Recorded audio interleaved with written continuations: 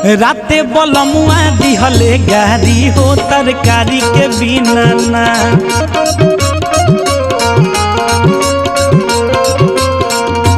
राते बलमुआ दिहले गारी हो तरकारी के बिना ना।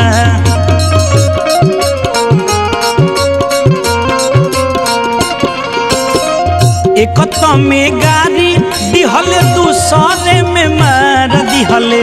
एक में गारी दिहले दूसरे में मार दिहले। ओह पर सास लाला का रस हो तरकारी के बिना ना।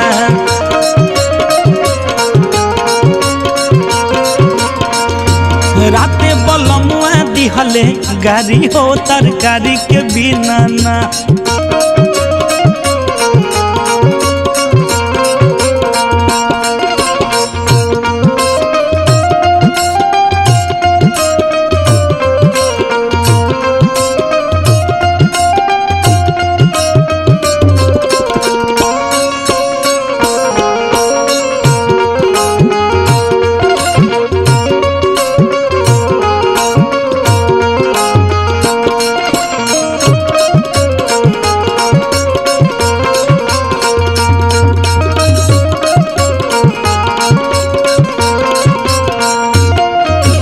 दाल में नीमक बेसी बाटे निमन बनौलू न खाना हो।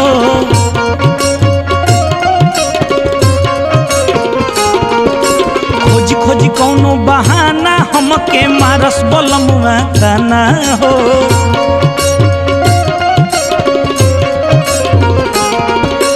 दाल में नीमक बेसी बाटे निमन बनौलू न खाना हो। खोज खोज कौनो बहाना हमके मारस बलमुआ ताना हो। बढ़ चढ़ के बोलेली बोलिया छोटा की नदिया हो। बढ़ चढ़ के बोलेली बोलिया छोटा की नदिया हो। देवरा वो करेला फुटानी हो तरकारी के बिना ना।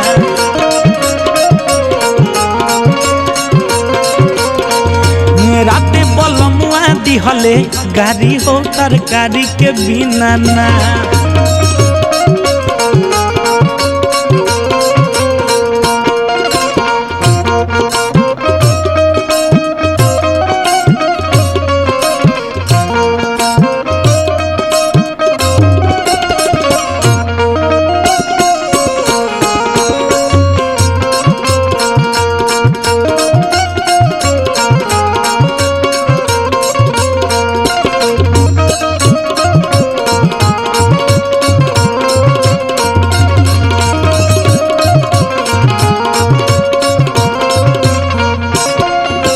राज्य चलावे ले घर में गोतनिया जुआ गईल बियाई हो।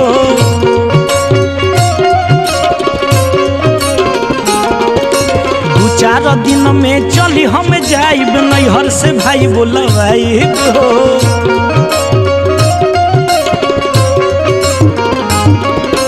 राज्य चलावे ले घर में गोतनिया जुआ गईल बियाई हो। दू चार दिन में चली हम जाइब नैहर से भाई बोलवाइब हो। छोटका से बड़का सब हमारे पर भिड़ल हो। छोटका से बड़का सब हमारे पर भिड़ल हो। के कर सही रंगा दारी हो तरकारी के बिना ना।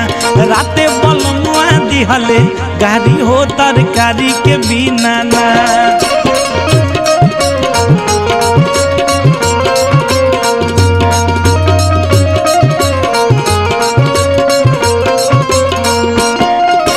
तनी तनी बात पर रोजे रोजे हो खता घर में झमेला हो।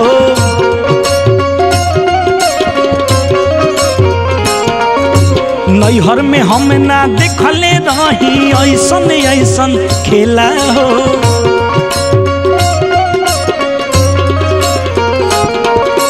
तनी तनी बात पर रोजे रोजे हो खता घर में झमेला हो। नैहर में हम ना देखले रही ऐसन ऐसन खेला हो। खाला में ढाह दिहले हमके बाबू माई हो। खाला में ढाह दिहले हमके बाबू माई जाई हो। माथा भइल बाटे भारी हो तरकारी के बिना ना। राते बलमुआ दिहले गारी हो तरकारी के बिना ना।